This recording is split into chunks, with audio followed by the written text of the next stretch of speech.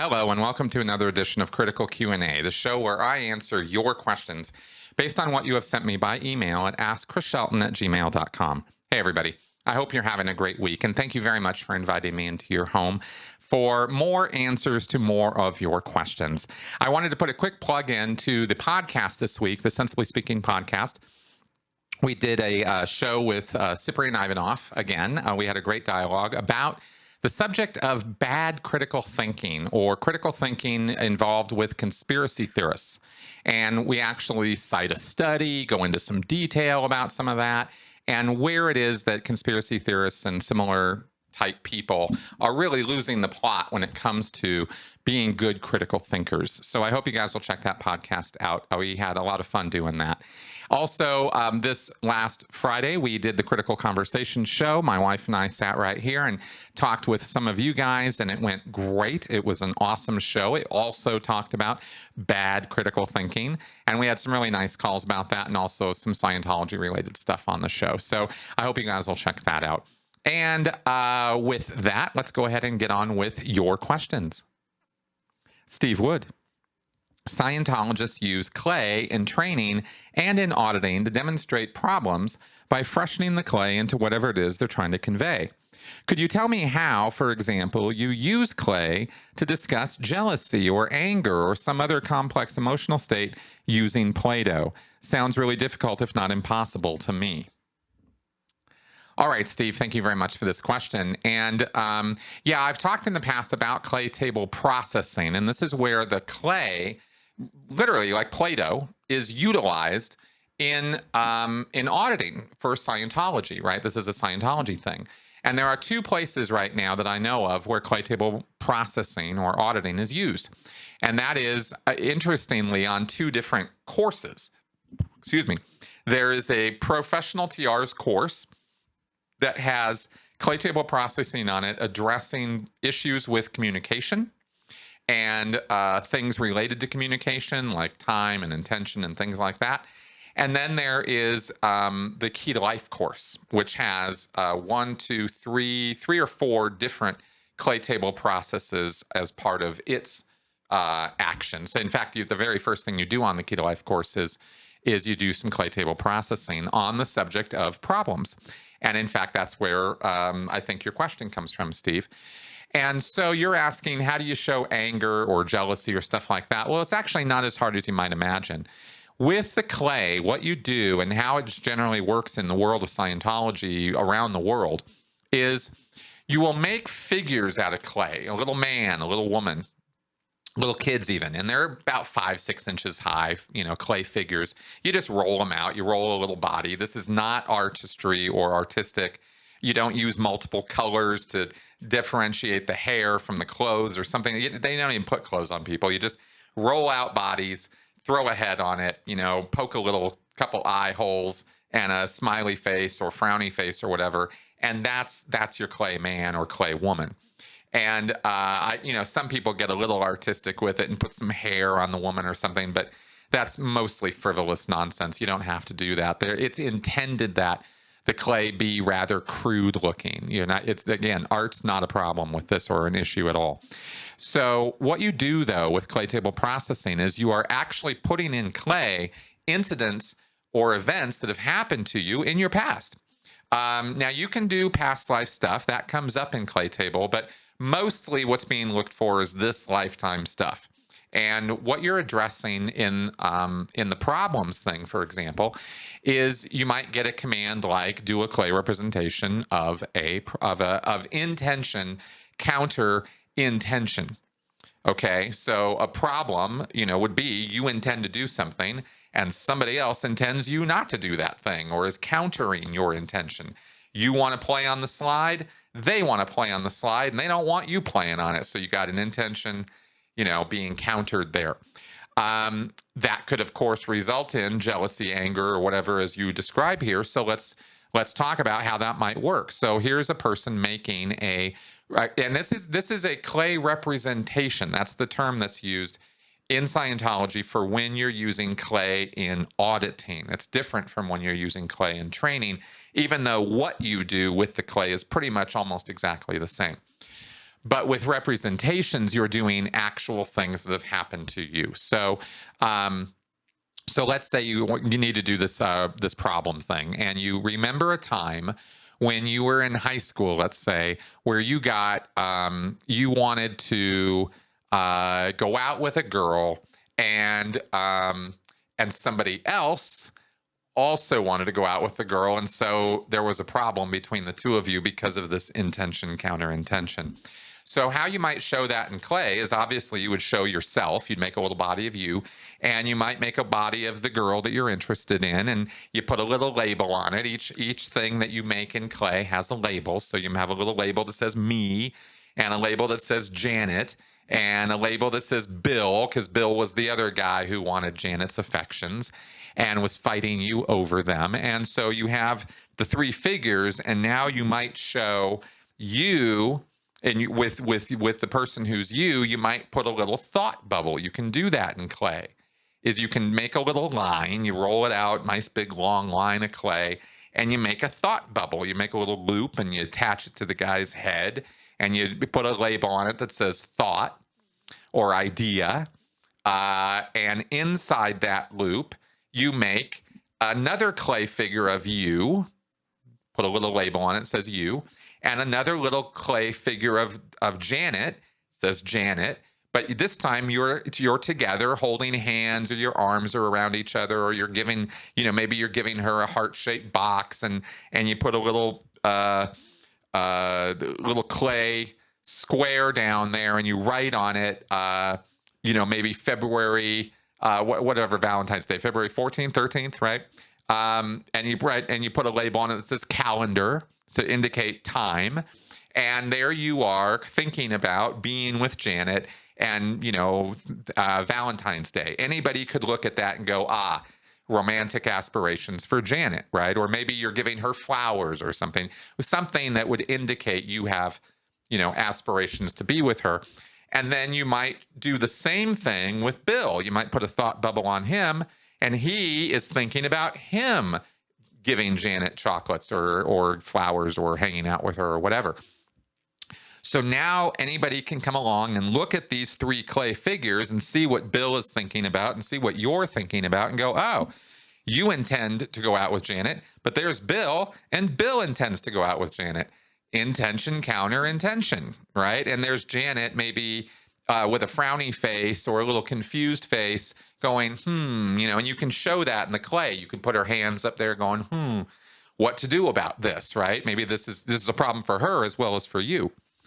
Now, if you wanted to show anger or jealousy there, you could also show Bill giving you the evil eye, right? And the clay, he's looking at, he's thinking about her, but he's looking at you, and his arms are, akimbo or crossed, and he maybe has a mad look on his face because he's looking at the figure of you, and maybe you are looking over at him, and maybe you have a concerned look on your face. You could do little eyebrows, or a little frowny face, or maybe you're mad at him, and you're directing anger in his direction, and that would pretty clearly show that you two aren't happy with each other.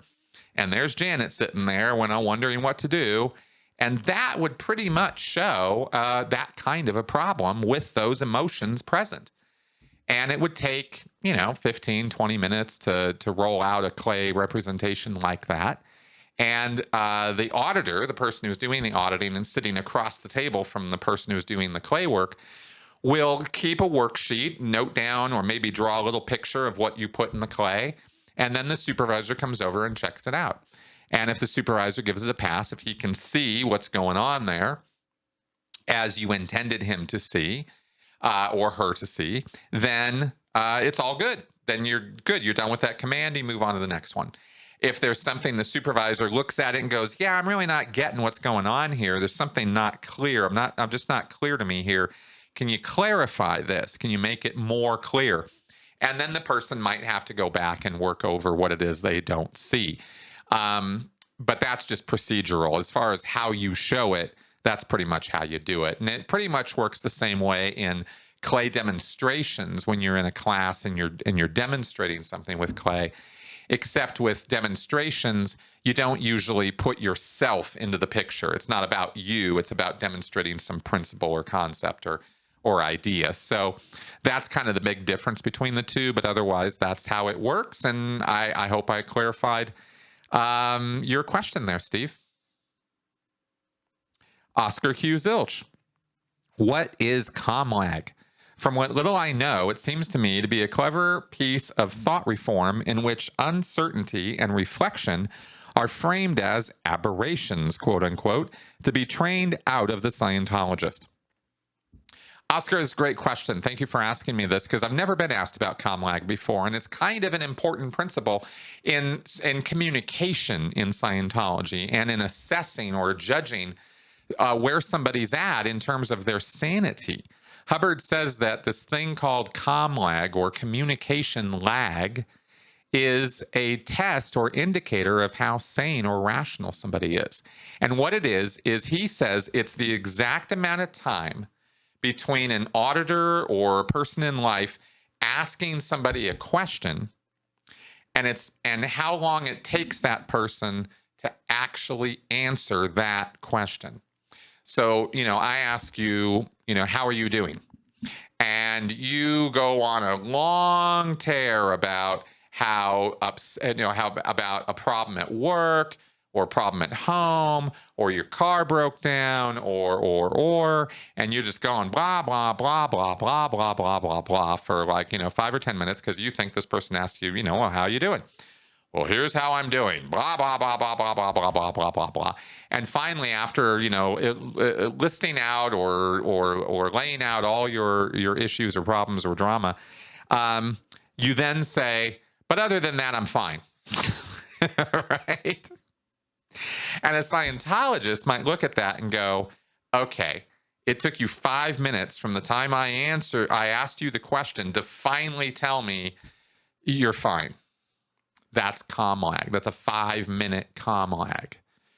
And I will judge you and your rationality accordingly, because L. Ron Hubbard tells me that the longer the commlag, the less sane the person is. The more aberrated the person is, in other words, right? We're not talking about a binary of sanity, insanity. It's a spectrum.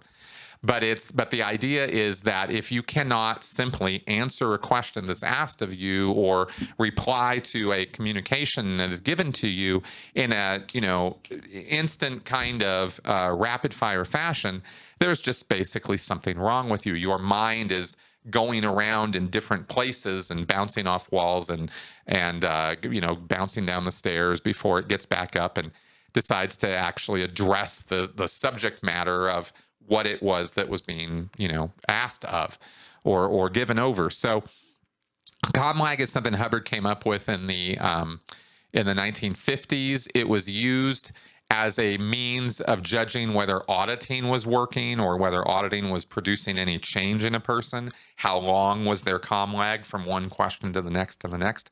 If it tightened up, if it got smaller and less in time as you were asked the same question over and over again, for example. Do birds fly? Yeah. Do birds fly? Sure. Okay. Do birds fly? 3 minutes later, yes, they fly. I hate this. Okay. Do birds fly? Right. This is an example of a command or a process that might be run in Scientology. They don't use do birds fly, but they might ask the same question over and over again and looking for or listening for the actual answer to the question and how long did you take to give it. This isn't, in modern Scientology, this isn't utilized very often. The auditor's not sitting there with a stopwatch counting how long it takes you to answer questions these days.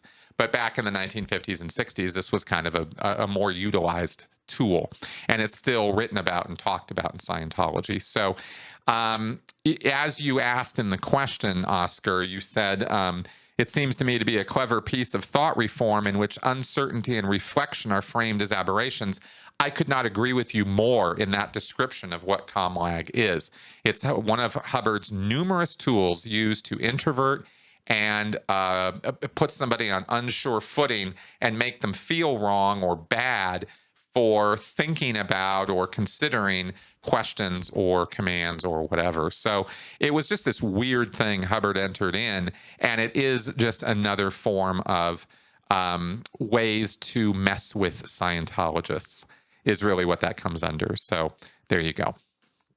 Adam Masters. Why is it when I see Sea Org or staff recruitment posters, it's always an individual by name or phone number who is listed as the point of contact? Why don't they have a central careers portal like most government or corporate recruitment websites? Are they more interested in individual stats, or is there some type of commission structure for recruiters?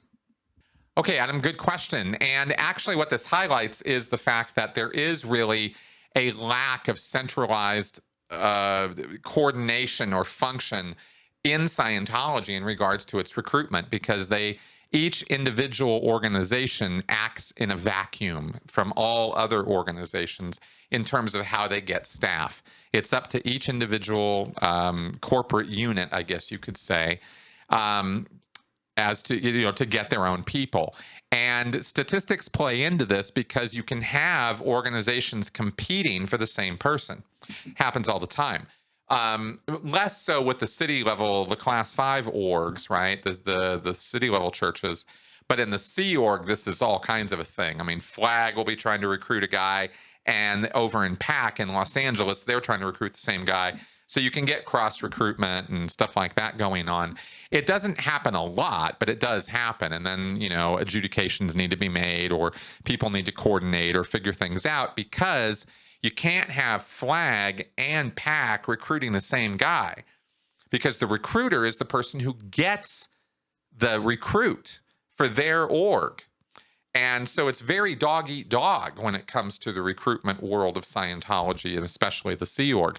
They're very, very, well, it's really not a whole lot different from any other high competition, high pressure sales type organization.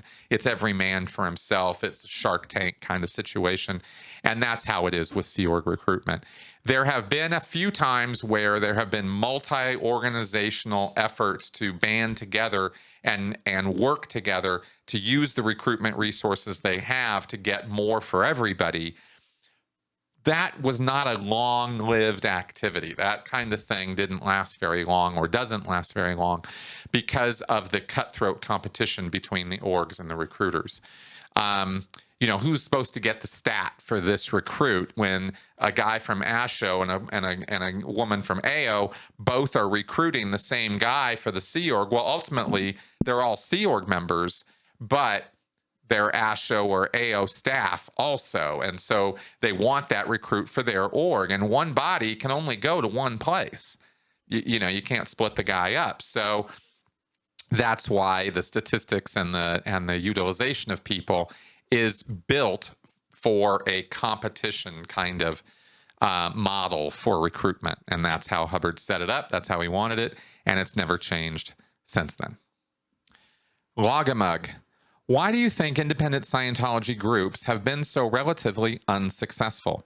Have their attempts to remove some of the methods of undue influence and manipulation actually contributed to this lack of success?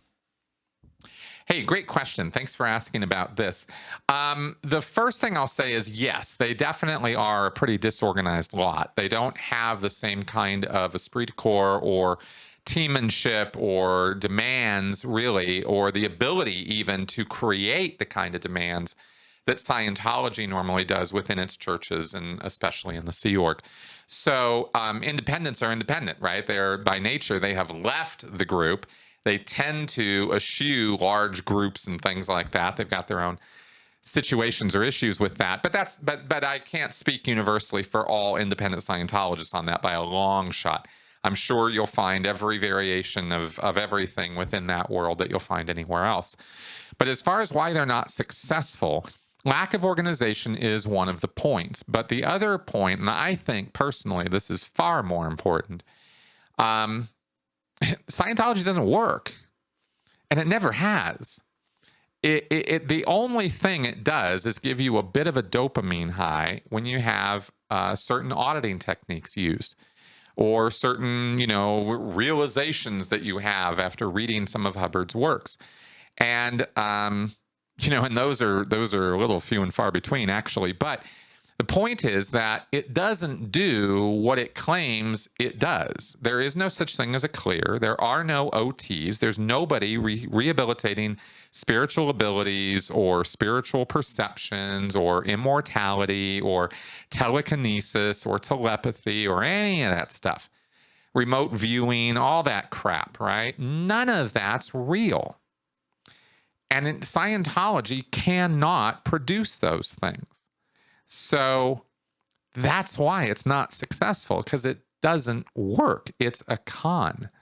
And I'm only stressing it this way. I'm only talking about it this way because not because I'm, of anything you asked here. It's just I am so amazed to this day. I am just amazed that people can get themselves into a headspace where they think, after leaving Scientology, after getting away from it, after looking online, finding out what a lying scumbag L. Ron Hubbard was, after finding out that it's all just a bunch of crap, after finding out how many people have left, how much abuse has happened in that group, the torment and torture that occurs there, the human rights violations that go on a daily basis there, and they still tell themselves, L. Ron Hubbard knew what he was talking about. He was really onto something. Even if he was a ruthless bastard, boy, did he discover some great stuff. No, he didn't.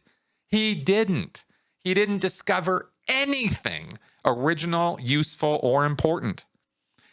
Anyway, sorry, I just get in a little bit of a tear when an independent Scientology comes up, because it's just such a waste of everybody's time and money and everything else, and it just frustrates me that people waste themselves that way. But anyway, as far as why it hasn't taken off, as far as I'm concerned, that's why. If it worked, if it was the better mousetrap, if it was the way out of this, physical world of nonsense and harshness, I'd be the first person singing its praises and demanding to go clear an OT. I mean, believe me, I would. I would love nothing more than to experience the wonderful miracles that Scientology promises. But it's all just a bunch of crap. And after 25 years of working for that group, I definitely know that that is the truth. There is nothing to it. If anything, it's just destructive to your mental health, your well-being, and your emotional state. So anyway, like I said, you didn't ask for me to go on a rant about that, but that is the reason why I think independent Scientology is small and will stay small forever. It's a bunch of deluded people running around thinking that they are doing things that they are absolutely positively not doing. There are no body thetans. There's nobody telepathically releasing body thetans. There's no OT powers. It's just none of that. So, what a fantastic waste of everybody's time. But people do what they're going to do. So what are you going to do? Samuel, I grew up a second-generation Scientologist in Europe, and I remember hearing that there were processes to make people who wear spectacles see perfectly well again. My mother told me there was even a barrel in a Scientology org in the U.S. that had hundreds of spectacles in it to show how many Scientologists were cured from that procedure. Do you know any more about that, and if that is still being said in recent years? Okay, Samuel, thank you for this question. You're talking about a very specific thing that Hubbard talked about in Phoenix, Arizona, 1953, 1954 time period. He was giving advanced clinical courses, one after another, for about 2 straight years, delivering really intensive auditing training to small groups of people. I think it was, 15, 20 people at a shot at most. It could have even been less for some of those classes. And these were weeks-long training intensives, and then they would go on to the next one and the next one. While he was doing this, he was setting up an organization in Phoenix, one of the first, if not the first, actual churches of Scientology. And he tried to promote that Scientology would physically cure people of things. And so they supposedly had a barrel where people were putting their discarded glasses after their auditing. This was referred to in a lecture, if I remember right, where Hubbard talked about this. I think it was only really that one place. But I can tell you that that was just another one of Hubbard's tall tales, because it sort of surrenders to critical thinking and common sense that if any organization anywhere in any city was successfully curing people of bad eyesight, glaucoma, cataracts, eye troubles of whatever kind, if you had people walking into a place getting cured of eye problems, optical issues of every kind, so much so that they could throw their glasses away and never have to look back and use them again, and this was happening over and over and over again, do you really think this would be kept a secret? I mean, this would be headline news. There would be people flocking to that place by the hundreds if that was the case. It was just another one of Hubbard's lies. Now, if I'm wrong about that and somebody has personal information from the 1950s about L. Ron Hubbard curing eyesight, I want to know about it, but that's my take on that. It was just another one of Hubbard's tall tales about the early days of Scientology and how successful they were, and it was just so much bullshit. Because it doesn't make any sense that you would have something like that and then nobody, and it's the best kept secret ever, right? I mean, I know most Scientologists, many, many, many Scientologists I knew over the years had eye problems, wore glasses, wore contacts. Me, my dad, my mom, every single Scientologist I knew practically had glasses on or had contacts or had some kind of eye issue. If Scientology auditing actually could address that and fix that, would any Scientologist be walking around with glasses or contacts? Of course they wouldn't. I would have paid good money and done whatever, jumped through whatever hoops you wanted me to jump through to get that kind of auditing. Never happened. I was never cured of anything in Scientology as far as that goes. Certainly not my bad eyes. So anyway, so that's why I say it's just so much bunk. It's just nonsense. But that was the story, and you did ask about it exactly the way Hubbard described it, Samuel. So that's what I can tell you about that. I don't know if, like I said, if anybody's got any counter information on this, please reach out to me and let me know. I'd be very curious. All right, let's do some flash answers. Jonathan Perry, what do Scientologists make of deja vu? It's a glitch in the Matrix. Just kidding. Scientologists think about deja vu as a point of spiritual awareness. Oh, you probably did live something like this before, or maybe it was in a past life or something, or right. I mean, deja vu is just another OT phenomena as far as Scientologists are concerned. Karen Horvath, when were the RPF and the whole established? The RPF was established by L. Ron Hubbard and his crew in the early 1970s. I think it was 72 or 73 time period. It was certainly in force by 1974. The whole, completely different thing, was established by David Miscavige in 2003, 4 time period, somewhere in there, at the INT base. And that was something that was Miscavige's brainchild to punish all of international management and anybody else who was on his shit list. They got locked up in the hole and were made to do group confessions and physically abusive nonsense and stay up all night and that kind of crap. So that was the whole as laid out in Going Clear, and also talked about in Scientology in the Aftermath. Adria Vici Halub, have you seen Bo Burnham's Netflix comedy special, Inside? If so, what are your thoughts to it? If not, I think you'd like it. Hey, thanks, Adria. Yeah, we did watch it, and we did enjoy it. Not as much as I've enjoyed Bo Burnham's earlier specials. I didn't think this was quite as inspired as his earlier work. I didn't like the music as much. It felt a bit repetitive. It didn't really feel as how do I put it? I wasn't as impacted by it emotionally, by his performance, as I was his earlier shows. So that's what I can say about it. It was worth watching. I certainly will recommend people check it out especially if you like Bo Burnham, which we do. I mean, we really like the guy, but yeah, wasn't as impressed with this one as his earlier stuff. Okay, guys, that was our quick and dirty show for this week. I hope you enjoyed these answers and they were somewhat entertaining, informative, and educational. Again, thank you very much for inviting me into your home and having me be a part of your life this week. And I look forward to seeing you next week. Bye-bye.